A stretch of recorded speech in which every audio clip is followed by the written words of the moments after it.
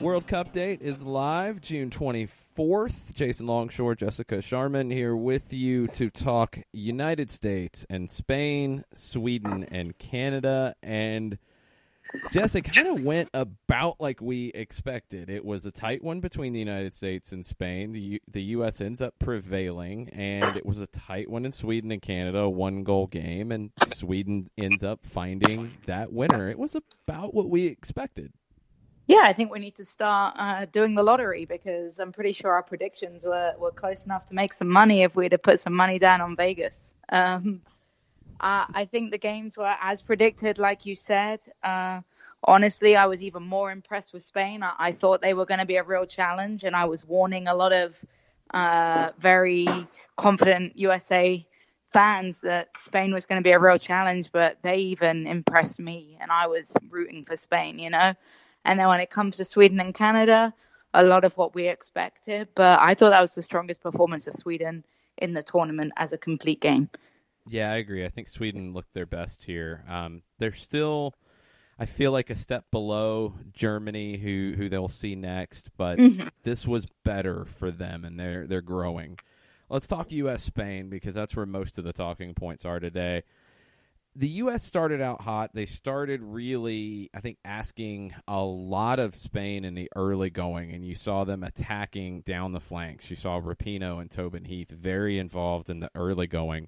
Tobin Heath wins the first penalty.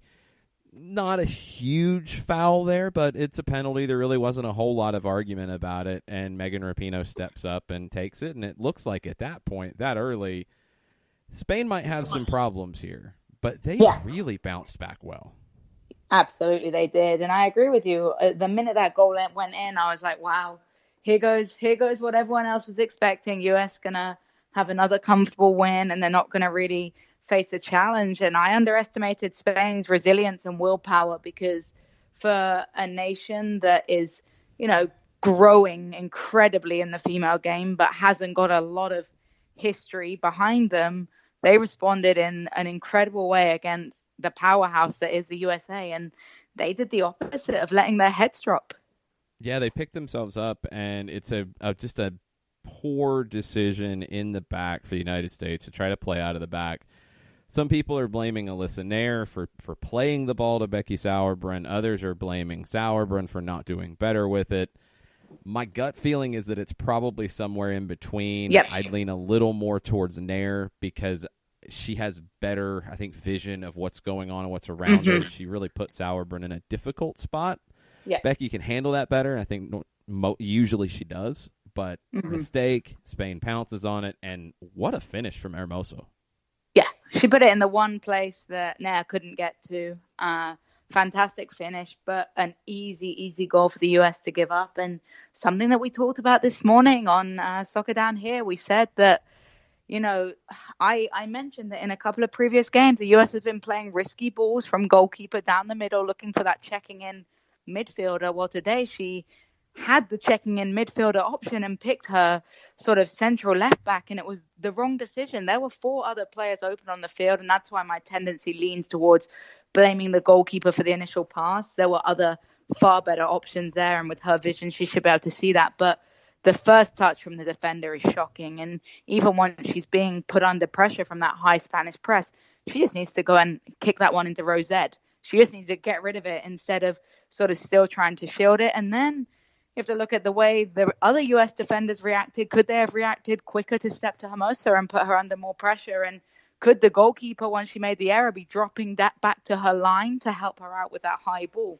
It's a calamity of errors, and the US will look back at that, and maybe it happened at the right time. Maybe it happened in this game where it was slightly easier to potentially overcome, rather than it happening in the 80th minute against France when the game's 0-0. Maybe they've got that error out their system, but the warning signs have been coming for an error like this. And I'll be interested to see how the US adapts at the back now, because they need to make some changes with how they've been playing, because they've been taking a lot of risks.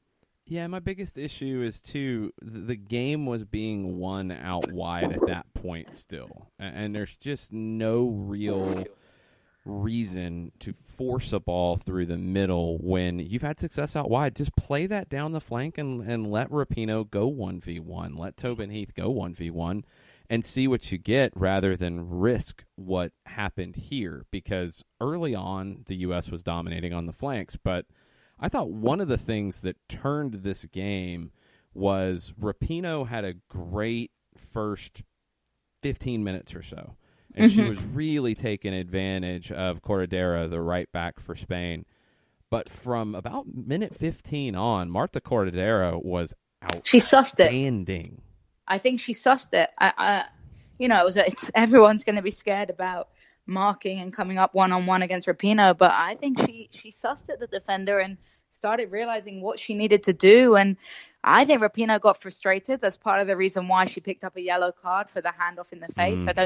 I don't think there was that much there, but she allowed the referee to give that call because she frustratedly flailed her arm, and we've seen it. And that to me was the biggest sign that it was getting in Rapinoe's head, because she's had it real easy against defenders in this World Cup so far. And finally someone sort of sussed her out and made it very difficult for her. And the French national team is going to watch this game plenty of times and see what they need to do, because they're going to need their right and left backs to have that sort of performance against the wingers, because as we know, the US wants to use those flanks all day long.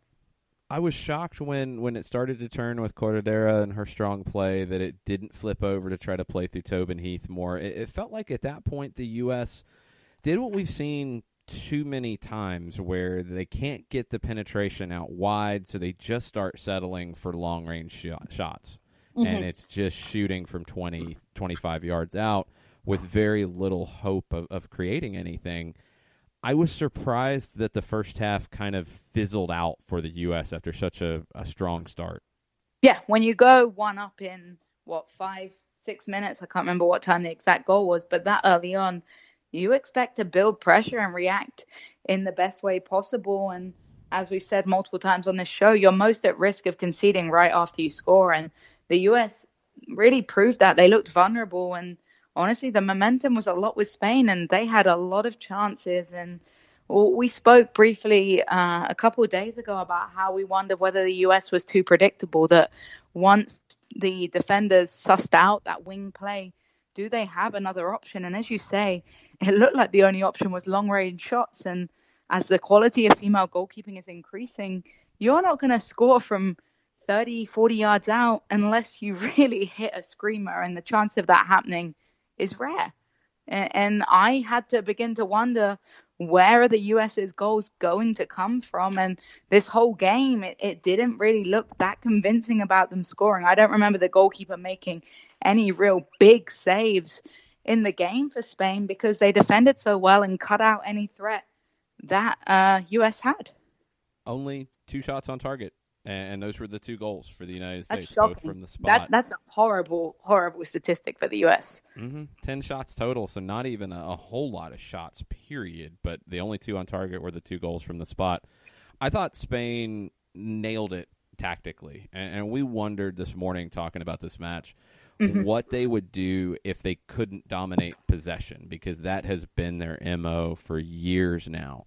But Jorge Vilda, the manager for Spain, I thought won the tactical battle completely in this match. He found the perfect middle ground between sitting back but not looking to play strictly on the counter, not bunkering. They sat back, but when they won possession, that's when they went into their possession game. When they were able to recover the ball, that's when they started to knock passes around and put the U.S. on their heels. They looked very, very composed. They looked very intelligent, very bought into the strategy for the day. And believing in that coach. Yeah, when they were on the ball, and they only had 44% of the ball. It was 56-44 in favor of the U.S. When they had it, they looked dangerous with it most of the time. Absolutely. And that's what I tweeted after the game. I think that Spain had the far better tactics and the far better coaching during this game. The U.S. just got some lucky decisions. They're in the right place at the right time with the fouls. A little bit of a soft call for the second one that I'm sure we'll get into. But at the end of the day, Spain were only undone by 2 penalty kicks. Other than that, they were exceptional. Even the substitution seemed to add something. When we saw the fresh legs for Spain towards the end, it was a positive thing. And for me, Ellis, her decisions with the substitutions were just strange for me. And the fact she left Alex Morgan on the field for so long when she was clearly not at her best, she was not at 100% at all throughout the game. It was just odd to me that she doesn't see that. Yeah, I was a little surprised by that as well. And let's get into one of the reasons that Alex Morgan wasn't at her best. Spain was strategic about fouling as well. I mean, they were physical in this match when they needed to be. 18-4 was the foul count. And there was a lot of complaints about the refereeing just not being good in this match. I disagree with that. I would have liked to have seen more cards for persistent infringement earlier because it was obviously a tactic from Spain. And it's not a situation when you get into persistent infringement that it's only one player committing a number of fouls. When you see the tactic of every time Morgan is 40 yards from goal back to goal, we're going to foul her there. We're not going to let her turn. We're not going to let them get into the final third. We're going to foul out away from goal. You have to make your warning that that's enough, and then the next time it happens, you give a yellow. I think that they finally started to come pretty late in the match. I think there was one around the 85th minute. Should have happened sooner. That's my only quibble with it. I can agree with you there. I think a lot of the complaints about the poor refereeing were wrong. She was calling the fouls, as you say with the stats. She called the fouls. She used her whistle. She just didn't go to her pocket quick enough. And I agree she needs to set a precedent a little earlier for the persistent fouling, but I don't think she had a bad game. And honestly, if the US wants to complain too much about the referee, she did give 2 penalty calls, and one of them, and again, we're going to get into it with the second one, you've seen them not given. So I don't think they can complain too heavily about the referee. And as we spoke about offline, she referees in the men's first division in Hungary, I believe it was. Yes. So she can handle this game, and I thought it was a good choice, and I hope she gets another game because I certainly prefer her to a lot of the referees I've seen in this tournament. Yeah, I would like to see her again for sure, and I think we will. I think she will likely she'll be in the running, probably not for a quarterfinal. Usually they take a round off, but I would have her in the running for a semifinal or the third place match or the final. I think she's been at that level from what we've seen so far. So let's go ahead and get to the penalty. Really, in a lot of ways, felt like it was against the run of play. It's in the 71st minute. Ball in the 18, and Tordesillas kind of lunged at it with her leg out. It's not a lot of contact on Rose Lavelle. I think there was contact. There have been some questions on if she was touched at all. I'm pretty sure she was. I think what makes it look bad is the fact Lavelle takes a step after contact before she starts falling. And that's where the complaints will be. And I get it. That happens sometimes. Your momentum takes you.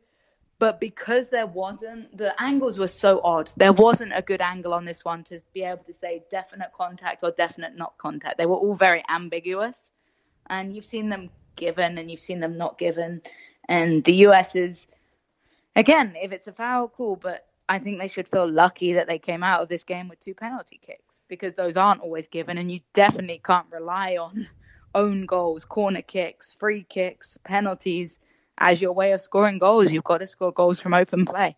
And they haven't done that since the first goal against Chile. That was the goal with Carly Lloyd off a rebound from right around 18 yards out.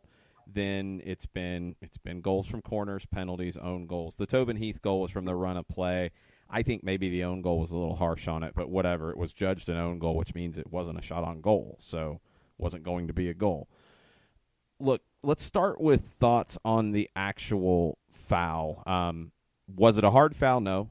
Was it a foul that is just harsh and deserved all kinds of cards and admonishments? No, it wasn't. It was sloppy defending, I thought. It was a little unlucky for Spain because I felt like they were very even with the United States at this point. I don't think they were dominating the match. The U.S. wasn't dominating either. It felt harsh in that regard because Spain was playing well. The actual foul for me wasn't harsh. I thought it was a penalty when I initially saw it. And honestly, when you get into the mechanics of the video assistant referee, I was surprised that it went to an on-field review because I Yeah, when didn't you see look at the anything rules of clear and about it. obvious. Right. And that's what I'm confused about with this tournament. Every single time there is a penalty kick, regardless if it's obvious or not, it still looks like they're using VAR as a backup check. And that's not what it was introduced for at the end of the day. If the referee has got it right, or it doesn't look like she's got it wrong, which is probably the better way to phrase that question. That's it. If she doesn't look like she got it wrong, why keep using VAR? We're seeing 7 minutes of stoppage time in every single game in this quarterfinal. I mean, in this last 16. And it's crazy to me. It's just chopping up the flow of play. And honestly, when it comes to penalties, it's not fair on the penalty kicker. Maybe it did USA a favor because Alex Morgan had the ball at the time. And we saw Alex Morgan's last penalty, and Rapinoe did very well with her 2 penalties. But it's not a good situation to be in, and it's not fair because it does encourage a lot of gamesmanship around the penalties. Yet again, just like in the Scotland game, we saw Spanish players moving the ball, standing in front of the player, talking to the forwards, and it's just not the way a penalty should be done. Just get it taken. Unless it's an obvious error, just take the freaking penalty and get on with the game. Yeah, I'd love to hear what the conversation was after this match between the referee and the video assistant referee, because after a fairly long discussion and a long delay where you saw the gamesmanship, you saw Spain wasting time as much as they could, you saw them, kind of messing with Alex Morgan, then it goes to the on-field review, and when you looked at it, it didn't look like the referee was in like a long conversation, anything like that. She went over, she had the look, she looked at it pretty closely, and then came back and stood with her original call. So in my mind, that's a failure on the video assistant referee to even send that for an on-field review. Yeah, I feel like if you're going to send it to an on-field review, the obvious should be that they overturn their call, because otherwise it wasn't a clear and obvious error for the referee. She still believed it, and it wasn't like she took a long time pondering over all the different angles. She was pretty certain there was a penalty from the moment she saw it again. Yeah, she seemed pretty clear in it. It wasn't a situation, as some have speculated, and we don't know how these conversations go every time. It didn't feel like a situation where the referee asked for different looks, like wasn't sure of the call. I thought she was very clear in making it, and she upheld it. There's been a lot of discussion about, it was barely grazing Lavelle, or it wasn't a hard foul, so it shouldn't get called. A foul's a foul. I mean, it's a foul, and if the referee feels it's a foul in that moment, you have to give that penalty, and I think it was correct. No, I agree. Like I say, you've seen them not given. Sure. Sorry, but you've seen them not. I'm not getting emotional. I've got something in my throat. Jesus. I'm really upset Spain didn't make it through, Jason. But no, you've seen them given. You've seen them not given. But at the end of the day, US, it goes in their favor, and good job to them. And the most important thing is that they capitalized on it and they scored those penalties. Substitutions for the U.S. came very, very late. The first one in the 85th minute when Lloyd came on for Morgan. Horan came on for Lavelle in the 89th, and then Press for Rapinoe at the very, very end, just a time-wasting substitution. Ellis said she felt like the U.S. was getting the momentum. That's why she didn't want to make any changes. She felt like, it was one of those kind of games where players, yes, were getting tired, but you saw them find that second wind, and you saw them start to regain momentum. I didn't feel that way. I didn't feel like the U.S. was growing into the game. I felt like they kind of needed a spark from the bench, or somewhere between the 60 and 75th minute, 60 minute and the penalty when it actually happened. Somewhere around there, it felt like they needed some juice. And yeah. I was feeling like Carly Lloyd for Alex Morgan would have been the sub I would have made there, because I'm with you. I think Morgan was ineffective and struggling with the physicality. She was getting beat up. That's there for sure. And I think it should have been a protection subs too, when Morgan is such an important player too. She's not having the best game. It's not her style of play potentially. She's getting targeted a lot. You put someone else in there and keep her for the next game if you've got your eyes on qualifying. If Morgan had picked up a more serious knock, there were concerns over her being a little bit injured anyway beforehand. this would have been the worst thing that could have happened if she had been hurt in the game. So I just thought that you could clearly tell that Spain had the fresh legs. And for the last sort of 10, 15 minutes, once Spain put on some fresh legs, it looked like they could really nick a goal against the USA. Yeah, I agree. I think we'll talk more about the United States as we go through.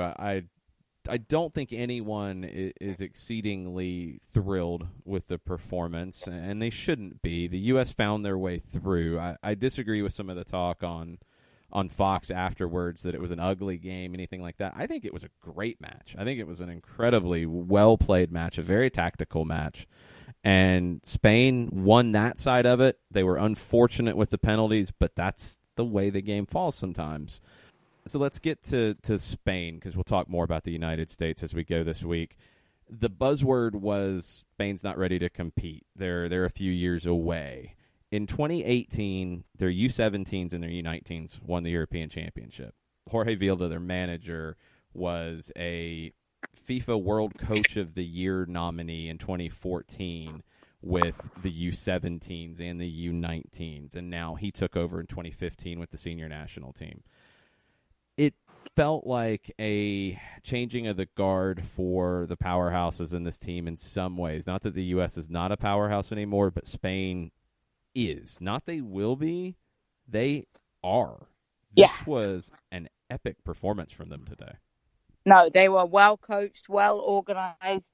They had that. We were worried about the goals in them, and Hermosa just showed with that finish that they do have the ability to score goals and press high. And like I tweeted, maybe they fell short this time, but come 4 years' time, Spain is a favorite as far as I'm concerned. If they keep building like this, there's no doubt about it, because they're investing money in their domestic leagues. They're growing. The popularity is behind them. There's support of the public as well as the FA.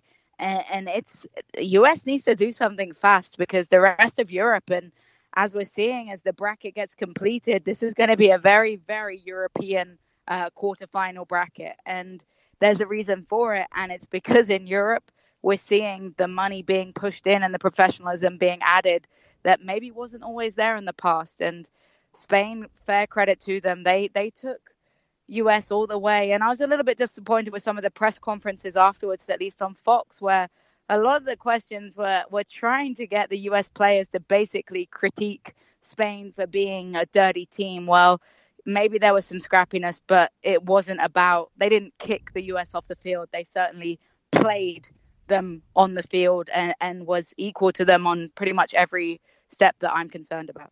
Yeah, there was a huge difference between the way Spain approached this match and the way China approached the Germany match, if that's the comparison in this tournament. And I used the word dirty about China in that because I felt like tackles were late and studs up often, and that gives a little more of a sense of intent to injure.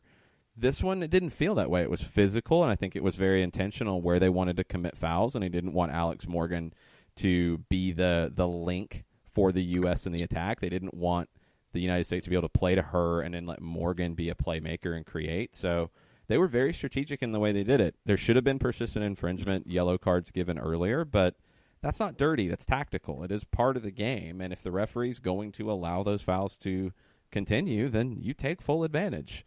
One player there was no Cameroon style players. No, it was nothing that was late studs up. It was just scrappy and tactical, like you say. I'm sure their coach circled a couple of players in there who to make sure that they know you're there. I'm pretty sure that's the words that the coaches say. Hey, let them know you're there early on. And Spain certainly let the US know that they were there early on and that they had come to play. They hadn't come to offer the US a free pass into the quarterfinals like some people seem to expect. No, the two center backs for Spain, Paredes and León, have to, be two of the best center backs in the league and in the tournament.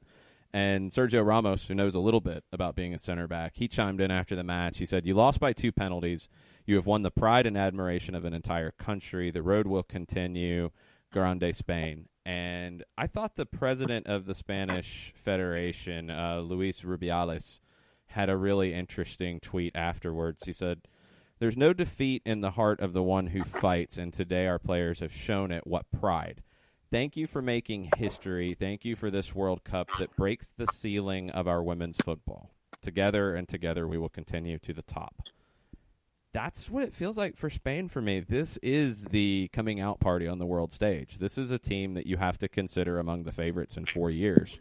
And no doubt about it. I would be nervous if I was a USA fan, and I keep saying that. I mean, as an English fan, I'm nervous because, you know, we used to think we'd have to beat the US, we'd have to beat France to get a real chance, but there wasn't so many competition, and now there is, and Spain is a real contender. And when you see the crowds for some of their domestic games, you have to think that they're a real contender for somewhat being the most, you know, competitive league domestically as well in the future. I think another country that has to be a little nervous going forward is Canada. And that's been a lot of the talk out of the Canadian media after they lost 1-0 to Sweden in the round of 16. It was the afternoon match. One shot on target for Canada, and that was the penalty. Again, they didn't create any shots on target from the run of play.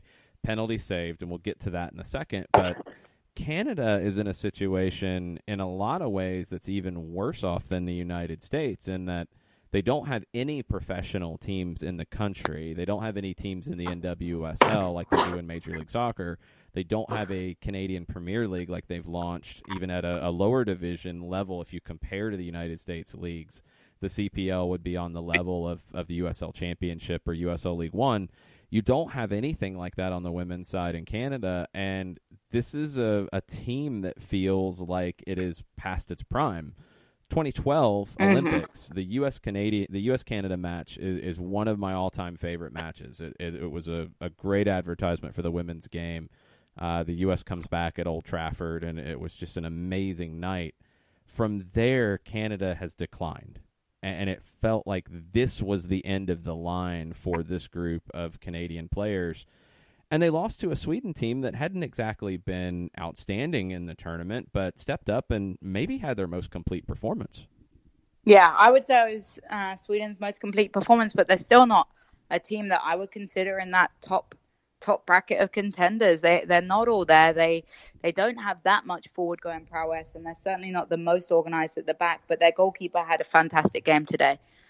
She cut off any crosses. She had great hands. She was ready to punch everything, and her penalty save was unbelievable. It was such a good save that I was terrified she was going to be off her line just because of the sheer distance she got on her dive.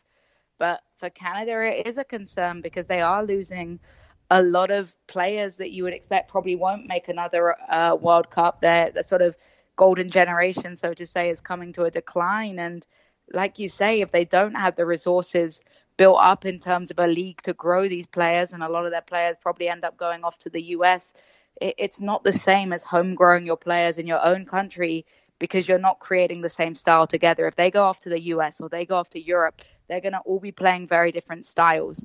And that's what we're seeing. When you talk about the Spanish team as a comparison, I can't remember quite how many, but a significant number of the starters all play on the same Barcelona team together. Yeah, it was now that's today.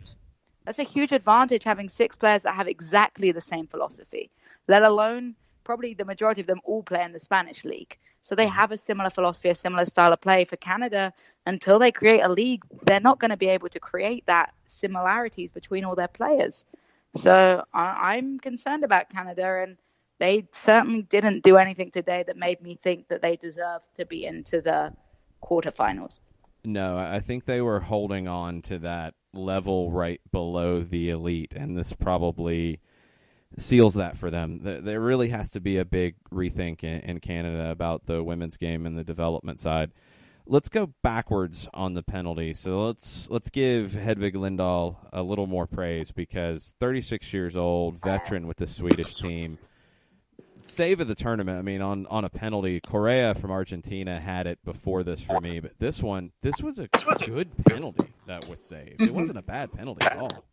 No, it wasn't at an ideal height. She had to get down for it, and it definitely wasn't anywhere near a close finish. It was right in the corner, and like I say, the goalkeeper to get that much momentum across the goal dove perfectly. And the most impressive thing for me is that she listened. She stayed on her line. It was perfect form. That is a video of a save from a penalty that every goalkeeper needs to be watching to ensure that they're not off their line, because she showed how to do it perfectly. And like I say, I've seen a lot that maybe this young lady who's a debutante in the World Cup shouldn't have taken the penalty. I don't think so. I think she showed a great shot. She hit the target and she forced the goalkeeper to make a cracking save. It wasn't an easy save. So that poor youngster's going to be struggling with that for a couple of weeks, for a couple of months. I'm sure she's going to be losing some sleep. But like I say, she can't beat herself up too much, because at the end of the day, she forced a remarkable save. Yeah, U.S. fans will remember Lindahl from the penalty shootout against the United States in the Olympics in 2016. Epic work on penalties. It gets out so quick. She had made up her decision here on which side she was going to go to, and you mentioned coaches will show this one over and over again. I think IFAB and referees will show it too, because it's textbook. It's the exact, I think, thing they're looking for now with the new clarifications on penalties. Mm-hmm. Foot on the line. Yep, and one foot there. Perfect. Only one, and that's all it takes. It was perfect. And like I say, it's nice for us members of the goalkeeper union to see that it can be done. And it was a real relaxing moment when the corner kick after the penalty was taken, and we knew that, okay, finally this one's not going to be taken away from us. Yes, definitely that. I'm with you. There's a lot of talk in Canada about the situation with Janine Becky taking the penalty, and on TSN after the match, Janine Becky confirmed, and this is from Christian Jack, who works for TSN, tweeted out, Janine Becky confirms that Christine Sinclair approached her and asked her, quote, "Do you want to take it?" This is something that comes up a lot. I think there's just this general expectation that a team's best player, best goal scorer is going to be who takes the penalties.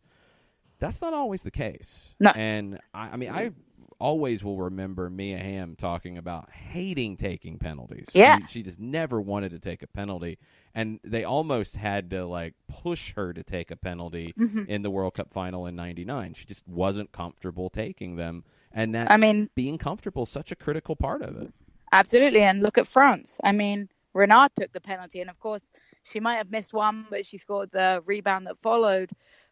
Or the second chance. But Renard's not a forward. She's a defender. We've seen cracking penalties taken by other people. I'll point you to Jordan Pickford of England. Jordan Pickford took the best penalty in the Nations League third place game that I have ever seen. He took the fourth penalty for England because he can strike a ball. It's not necessarily about being a good forward. It's about being able to handle the pressure and being 12 yards out from goal and knowing that you can place it right. And the most important thing, though, in that moment is wanting to take it and believing that you can finish it. And maybe that's what I've forgotten her name, what Sinclair didn't feel like doing. Maybe she didn't feel confident that day. Maybe she hadn't had the great strike of the ball. When you look at the fact that Canada didn't have a single shot on target, it's not like Sinclair had a chance to warm up really in terms of shooting at the goal. So it's hard that people are making those assumptions. And you know what? If a player doesn't want to take a penalty, you can't force her to take a penalty because she's more likely going to miss. Yeah, and that's the thing that I think people forget about at times. You see it in shootouts maybe a little more obviously than from the run of play. If you're not comfortable, it shows. And when you see a player walk up to the spot for a penalty and they're not comfortable, you can almost go ahead and make your bet that they're not going to convert. And the way they step into their run-up, but based on the length of the run-up. And a goalkeeper senses that fear as well. And they'll utilize it. And I'll be honest, she probably knew what a good goalkeeper she had in front of her too. And maybe she was psyched out by that, because when you've got a goalkeeper that's famous for saving penalties, you don't want to take a penalty against her. No, not at all. That does get in your head. I don't think Becky did anything wrong on her penalty. It's just an excellent save. It's honestly just as simple as that. And Canada really didn't have much else. And that's the disappointment when it comes down to Canada. Sweden goes on to play Germany on Saturday at 12:30. We know France and the United States on Friday at 3 o'clock. We know England and Norway on Thursday at 3 o'clock. The match we don't know anything about yet is the Saturday 9 a.m. match, where those contestants will be decided tomorrow. First match tomorrow is Italy and China at noon, followed by the Netherlands and Japan at 3. Let's start with Italy and China. Just a couple of things about these teams straight away. Italy's been the biggest surprise of the tournament. China, I feel like, has been a disappointment. I have a feeling this will be a very physical match with a lot of tackles thrown in. And a lot of fouls. I think the foul count's going to be pretty high. I think. What's your over-under on the fouls? No. I think China's definitely got double the fouls of Italy. I think China's approaching this the same way as they approached the Spain game. Italy maybe want to leave their mark, but I don't think the Chinese are as rattled as Italy will be with the fouls. See, I don't think Italy will get rattled with the fouls, actually. I think they can give as much as they get. I think they're a little bit smarter about it as well. I think Italy is a clear favorite here from what we've seen. I just don't think China has enough to really be on the same level as Italy in this tournament. Italy's only been in one knockout match, though, and these are the things you start to worry about at this stage. What is your experience here? Italy lost in the 1991 quarterfinal to Norway. That's it. China has been in knockout rounds before, although not really advancing very far as of late. That's the number one thing I'm looking for when it comes to Italy, is can they keep their heads if this game is tight as they get into the second half, just because they haven't been in the situation before. Oh, I agree. It's a unique feeling, and there'll be pretty much no survivors. I'm pretty sure no survivors from 1991 still playing. No. And for that reason, this is a fairly young, inexperienced squad in high-pressure games, and it's a little intimidating for them. And they probably do have a lot of pressure on them with how they've started the tournament. You'd have never thought they were going to be a favorite in a knockout round game before the tournament kicked off, but they are in this one, and I'm interested to see how they handle that pressure, because the whole tournament previously they've been they haven't had a high expectation on them, but now finally they have pressure on them, and I wonder how those youngsters are going to handle it. It's a different situation, too, because Italy will have to carry the play here. They won't be able to really sit and look to counter. China's only got one goal in the tournament, and that came against South Africa in the second game. They lost 1-0 to Germany in the first match. It was a scoreless draw with Spain. They haven't scored very much, but they haven't given up very much. Only one goal conceded. So China, in my mind, is looking to take this as long as they can, 120 minutes and beyond. Italy, they're going to have to do more in the run of play than we've seen so far. It's not just going to be on the counter. And I think Italy has the players to do it. It's just how they handle the pressure, and we'll have to wait and see how that goes. Do you think China has anything really to fall back on here other than taking it to extra time and penalties? Maybe a US-style game with 2 penalty kicks given in their favor? Maybe. If they can force those situations, and I just don't know if we've seen enough from them. I just don't see them bombing into the box. No. I don't think they're going to get into the box to create those fouls. So I agree. I think they're just going to hold it out. They've been pretty tight at the back, and maybe they're looking to take it all the way to penalties. Maybe they're practicing right now their penalty kicks for the tournament. We get a rematch in the afternoon game. The Netherlands and Japan met in 2015 in the round of 16, and it was Japan going through 2-1. The Netherlands are better than they were 4 years ago. They've won the European Championship since. I don't know if we've completely settled on if the Dutch are in that A class or they're in the B class or they're somewhere between the A and the B, but they feel like the favorite here because I think they've moved up in the world since 2015 and Japan has come back a little bit. Yeah, I would agree with that. I would give the Netherlands a B+. They haven't quite broken into that top A bracket yet, but they've also been just improving throughout the tournament, just how they've improved consistently since 2015. They've been improving throughout their first games in this tournament. And what I think is going to benefit the Netherlands is they're coming off winning the European Championship. So they've had that experience of tournament football. They've had the experience of knockout rounds recently, and they've aced them. And I haven't been that impressed by Japan throughout the tournament. And I think the Netherlands has a couple goals in them and some pretty good defensive shape, and they'll handle this game. And I would say it's going to be a 2-0 game to the Netherlands. Japan's a cagey team in history, though. When you look at their numbers, they've only lost twice of their previous 8 knockout stage matches. One was a draw, 5 wins. Both of those losses came against the United States in '95 and in the 2015 final. Are they going to have enough to get past the Netherlands? I don't think so either. I'm with you. When you look at the Netherlands, for me, it's all about Viviane Miedema.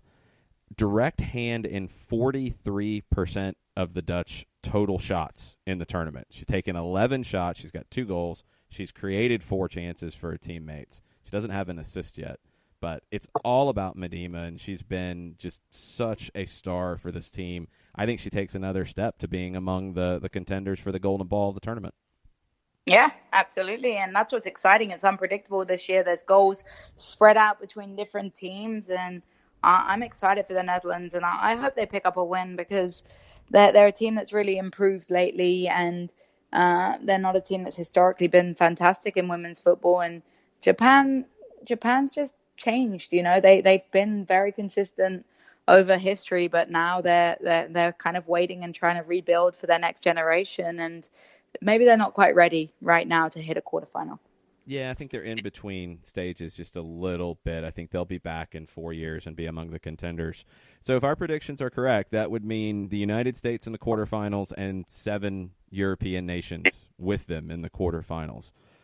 It's what's happening right now. The South American countries are slow to catch up. The African countries got to the knockout stages, but they weren't able to get past the round of 16. We'll see if the 2 Asian countries in China and Japan are able to break up some of this European dominance that we've seen so far.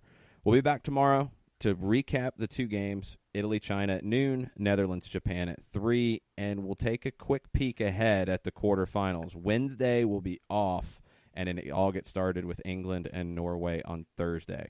If you guys have questions, if you have comments, if you have predictions you want to throw our way, tweet at us at SoccerDownHere, at JessicaATLUTD, at Longshoe, and you can yell at Kelly Francis as well, at the Kelly Francis. We'll get her back for her predictions going into the quarterfinals. Thanks, everybody, for listening. We'll be back tomorrow.